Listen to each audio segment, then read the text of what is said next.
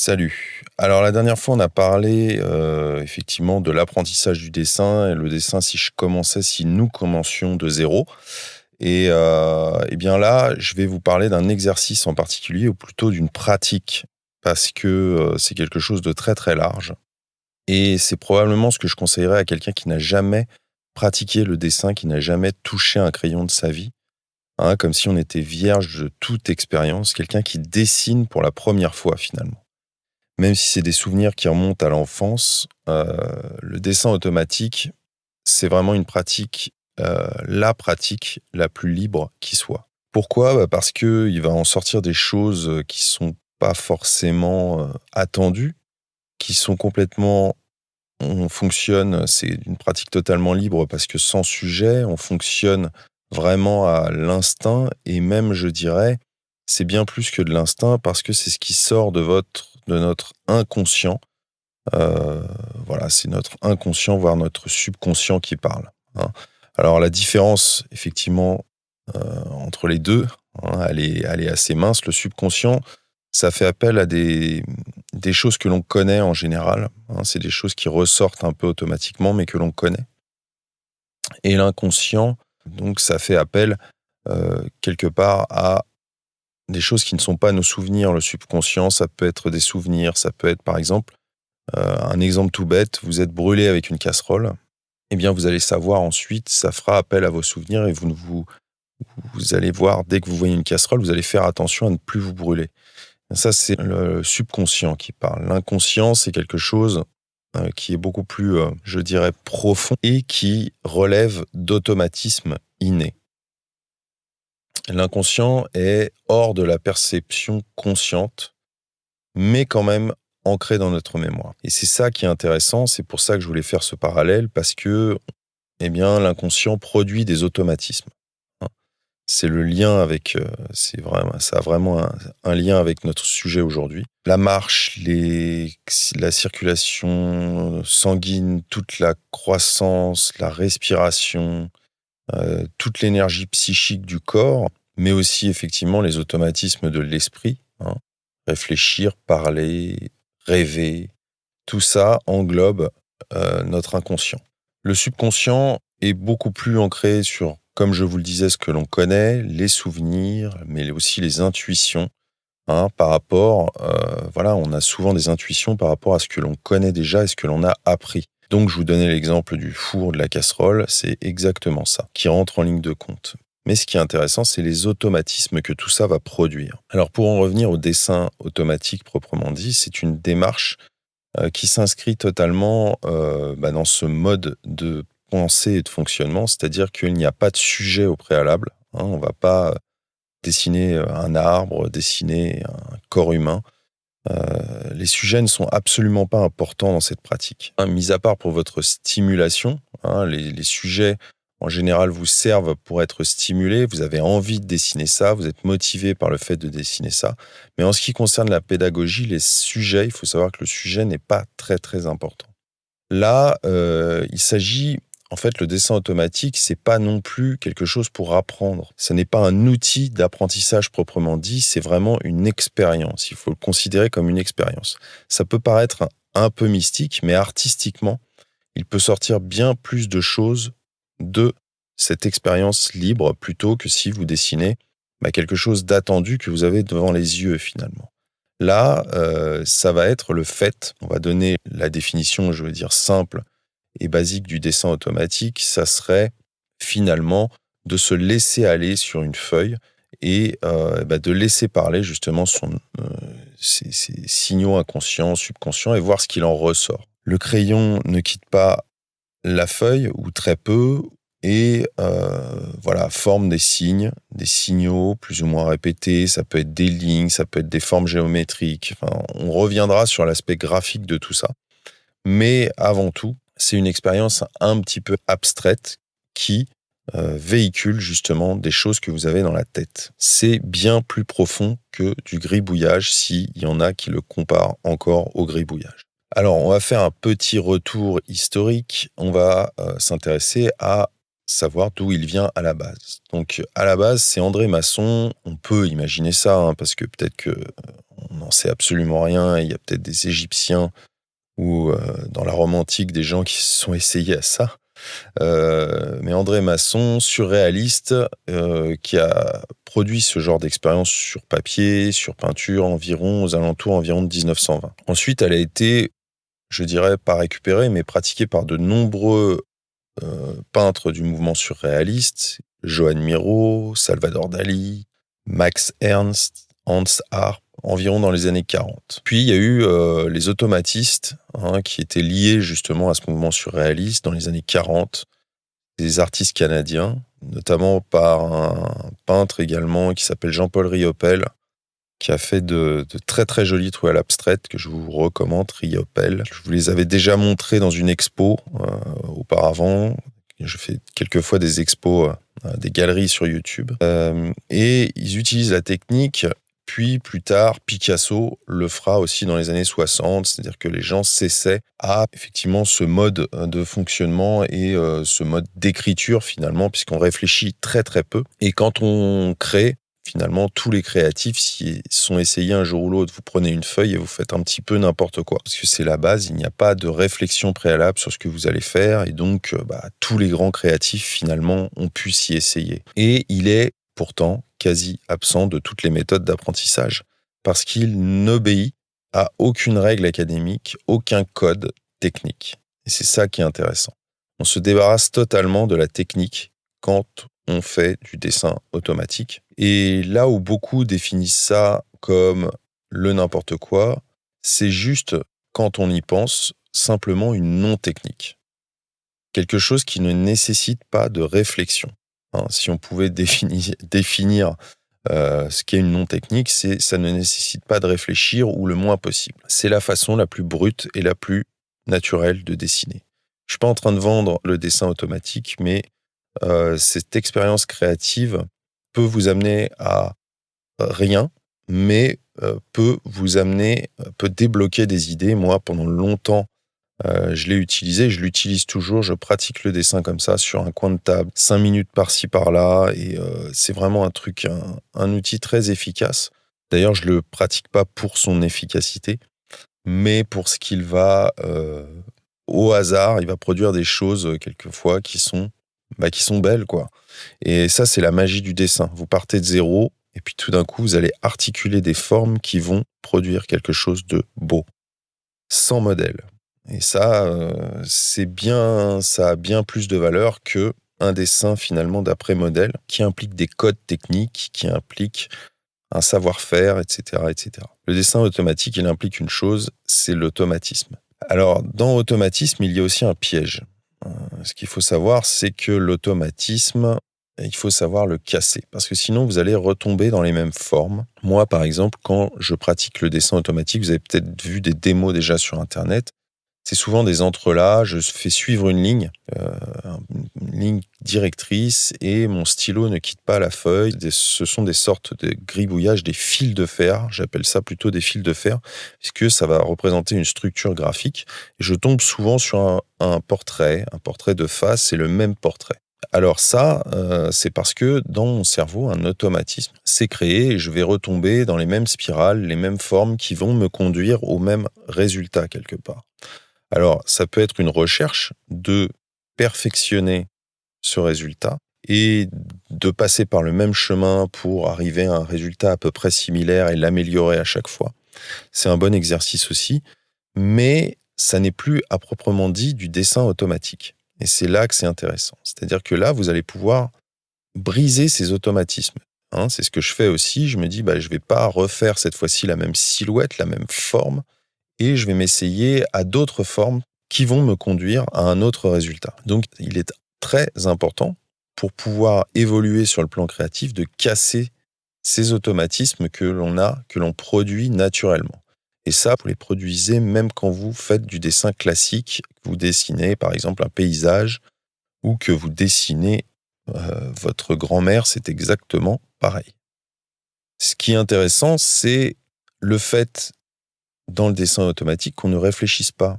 Hein. Ça pourrait être comparé, je ne sais pas si vous connaissez les mandalas. Les mandalas, sont des figures qui partent d'un point central, d'un cercle. Voilà, mandala, ça vient du tibétain, et c'est bien souvent, dans certaines cultures, une projection symbolique. Hein, donc le terme vient du sanskrit, il signifie cercle, centre, unité. Ce sont des dessins circulaires organisés autour d'un centre. Donc ils sont très utilisés comme motifs, ce sont des rosaces un peu, ils sont très utilisés comme motifs de coloriage notamment. Et qu'ils sont un peu pratiqués finalement dans toutes les civilisations. Hein.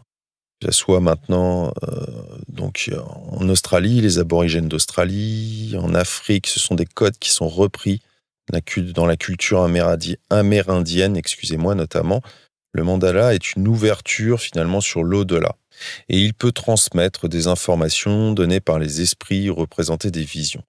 Alors, sans se lancer dans des explications mystiques, le fait de colorier ces formes, le fait de peindre ces formes est un incroyable outil de transformation de l'instant présent. Il nous ouvre à une certaine paix intérieure, à une sérénité, il nous coupe un peu du monde, et c'est en ça aussi que ça rejoint le dessin automatique. C'est l'apprentissage du lâcher-prise finalement, hein. On est toujours là-dedans. C'est se retrouver seul avec ses pensées ou ses non-pensées, avec soi-même, et faire quelque chose qui est finalement créatif, sans but précis, pour se transformer personnellement. Et c'est totalement en lien avec ce dont on parlait précédemment sur l'inconscient, le subconscient, etc. En silence, on se laisse aller à faire des traits, des taches, des arabesques, sans chercher le beau ni le figuratif. Donc, pourquoi lâcher prise ?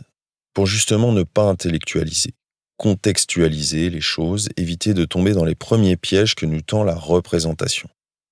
Évacuer l'idée de bien faire ou de mal faire, ça vous enlève à peu près 80 à 90% de poids sur les épaules. Voilà, de cette idée de réussir ou de ne pas réussir qui est terriblement bloquante si vous pratiquez l'art ou une discipline artistique, quelle qu'elle soit. Puis ça vous permet aussi de créer selon vos propres codes, vos propres règles, sans but et sans utiliser aucun modèle. Je reviens et j'insiste là-dessus, mais c'est très très très important parce que il peut sortir des choses beaucoup plus insolites et beaucoup plus personnelles que si vous suiviez une voie toute tracée. Alors formellement, on va s'intéresser aussi à la forme parce que c'est assez important de considérer l'abstrait comme un dessin figuratif. Finalement, ce dessin automatique et cette discipline dans la discipline vous fait prendre conscience que l'abstrait et la figuration, ou la figuration abstraite qui est un pont entre les deux, finalement tout ça est la même chose, ça part de nous, ça part de notre main, de notre imaginaire, et que vous ayez la figuration est liée au réel, mais le vecteur reste le dessin. Et le vecteur de tout ça reste le dessin. Que vous fassiez un dessin abstrait ou figuratif, c'est exactement la même démarche. Vous entrez quelque part, vous poussez les portes de la création. Ok ? Donc, on se débarrasse des clichés, et ça nous permet d'ailleurs de nous débarrasser des clichés du « c'est beau, c'est pas réussi, j'ai raté ». On n'est plus là-dedans. On est vraiment dans quelque chose qui nous est personnel, qui nous est propre, et on quitte le jugement social, c'est-à-dire le regard des autres. On quitte notre propre regard qui est en général un miroir. C'est un miroir que l'on projette sur nous-mêmes avec effectivement toute l'interaction sociale, que vont penser les autres, tous ces trucs qui sont hyper bloquants. Formellement, ça peut être n'importe quoi. Des formes variées, géométriques, entrelacées, des segments, des courbes, ce qui nous vient au présent. Mais vous allez voir que bien souvent, on retombe, comme je vous le disais, dans certains automatismes. Mais c'est bien de considérer et de penser, si vous décidez de faire un dessin automatique au début, de penser un peu vos gestes. C'est-à-dire, vous faites une ligne que vous suivez, quelque chose, un fil conducteur, un peu comme je fais moi, et puis vous voyez où ça vous mène. Mais vous pouvez décider de faire d'autres formes. Des formes, des segments assez droits, des lignes qui vont vous mener à totalement autre chose. Et vous pouvez penser ce geste en essayant de tracer droit, comme ça. C'est peut-être aussi un entraînement, un échauffement. Il peut être considéré comme un échauffement préalable avant un dessin plus construit. Et le fait, par exemple, de produire des formes géométriques ou ce qui s'apparente à des formes géométriques, des segments droits, des angles, etc., faire une espèce de mosaïque comme ça, droite, peut vous amener aussi à autre chose, mais surtout à penser vos gestes. C'est-à-dire que là, c'est pas du tout le même geste, le poignet n'est pas engagé, c'est l'avant-bras qui est engagé, vous devez être... Finalement, il y a une certaine rigidité. Donc, le geste est totalement lié aussi à ce que vous allez produire, c'est-à-dire que la rigidité du geste va vous amener à un dessin plus rigide, forcément. Si votre poignet est souple, si vous allez faire quelque chose de souple et les formes vont s'assouplir. Donc ça, il est assez important de penser vos gestes aussi, parce que la sensation, on l'avait vu un petit peu dans l'épisode précédent de ce podcast, la sensation est fondamentale. Et elle est très très peu mise en avant dans toute la pédagogie, tous les bouquins pédagogiques.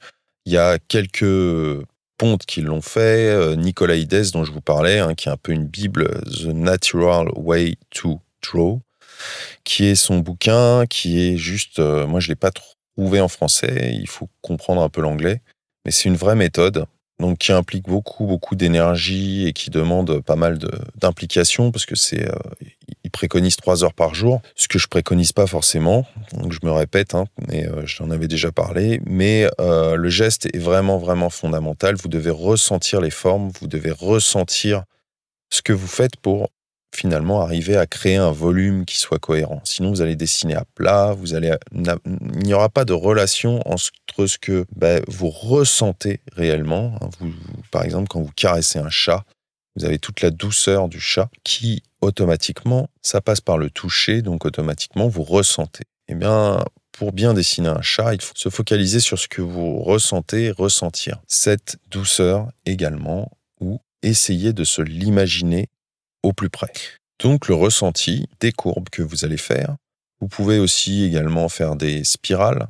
Vous pouvez également vous essayer à des tas de choses. Donc là, je vous donne des motifs un peu préconçus, mais il est bon d'en sortir aussi, de rester un peu sur de la ligne, sur de la simplicité, sur des petits motifs, mais qui ne sont pas des formes géométriques attendues. Vous pouvez accumuler. En général, ça passe par de l'accumulation, le dessin automatique, parce que vous allez multiplier des motifs ou des lignes répétées pour qu'il en sorte un motif, je dirais, ou une construction de tout ce désordre. Donc ce qui est intéressant, c'est qu'à partir du moment où vous vous lancez dans cette pratique, l'œil n'a plus d'importance, la finesse technique n'a plus vraiment son importance, tout ce que vous pouvez savoir et l'apprentissage académique volent totalement en éclats. On a tous en tête des modèles d'apprentissage classiques, et c'est ce qui me plaît dans cette pratique, c'est que la mise en relation, il n'y a pas d'intermédiaire, d'interférence entre ce que l'on sait, ce que l'on connaît, ou très peu de manière consciente. Tout est directement produit par nos connaissances basiques et notre inconscient pour arriver directement sur la feuille. C'est ça qui est génial. C'est-à-dire qu'il n'y a pas d'intermédiaire entre votre création et ce que vous imaginez ou que vous n'imaginez pas d'ailleurs. Et il n'y a pas d'intermédiaire, d'interférence quand vous créez quelque chose. C'est le rapport le plus libre que vous pouvez avoir avec le dessin. Donc sur le plan graphique, ça vous permet d'analyser aussi les différents gestes du dessin, de savoir quoi faire avec, de vous entraîner. Ça, c'est sur un plan plus pratique. Et ensuite, de vous laisser aller à la créativité totale et à la liberté totale. Voilà. Moi, je vous ai dit à peu près ce que je voulais vous dire aujourd'hui sur le dessin automatique, mais il y aurait sûrement d'autres choses à dire. Il faut vraiment pas avoir de préjugés et d'a priori et essayer. Alors, pas essayer une fois, mais vous prendre un moment de calme, un moment de tranquillité à vous et tester cette pratique. Et même si ça ne donne rien, finalement, vous allez arriver à quelque chose avec le rien. Et c'est ça, la magie du dessin. Voilà, donc j'espère que cet épisode vous a intéressé. Vous pouvez vous abonner sur toutes les plateformes de podcast préférées, iTunes, Spotify et d'autres. Également une chaîne YouTube consacrée à Radar, ce podcast, et Et également, si vous voulez apprendre le dessin de manière plus concrète, structurée, vous avez mon autre chaîne Dessin Création, Léo Dessin Création. Et moi, je vous dis à très bientôt pour un autre épisode. Salut!